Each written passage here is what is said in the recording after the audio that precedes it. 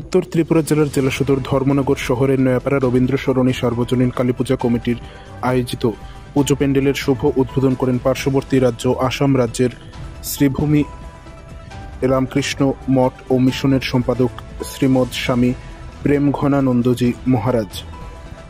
19 October রবিবার বিকেল আনুমানিক 5:30 নাগাদ এমনই দৃশ্য পরিলক্ষিত হয়।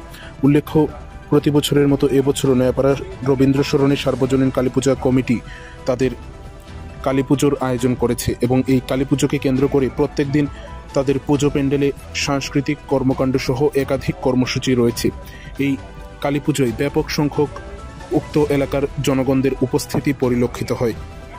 তিনি এই ত্রিপুরা সুন্দরী রূপে এবং ঠাকুরেরও যখন দর্শন হয়েছে বিভিন্ন দেবীদের, তার মধ্যে উনি দেখতে পেয়েছেন, উনি বর্ণনা করছেন যে ত্রিপুরা সুন্দরীরই সবচেয়ে থেকে বেশি অপূর্ব রূপ এবং যেন একদম স্নিগ্ধ অপূর্ব রূপ, তার এত অন্য কোনো দেবদেবীর আর উনি দেখেননি। তো এই যে কথাগুলি শুধু কথা নয়, এখানে মা হচ্ছেন ঘনীভূত আদ্যাশক্তি, তাই তার মধ্যে কালীও আছে, তার মধ্যে জগদ্ধাত্রীও আছে। তিনি সবগুলি মিলিয়ে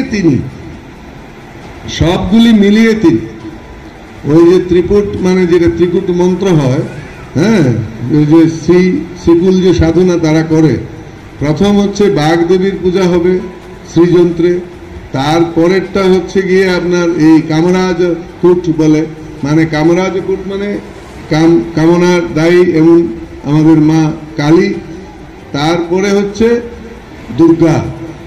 এই তিনজনের ওরা পূজা করে ত্রিকুট মন্ত্রে। তা আমাদেরকে এটা শক্তি সাধনার এই যে আমাদের এইগুলি জানতে হবে।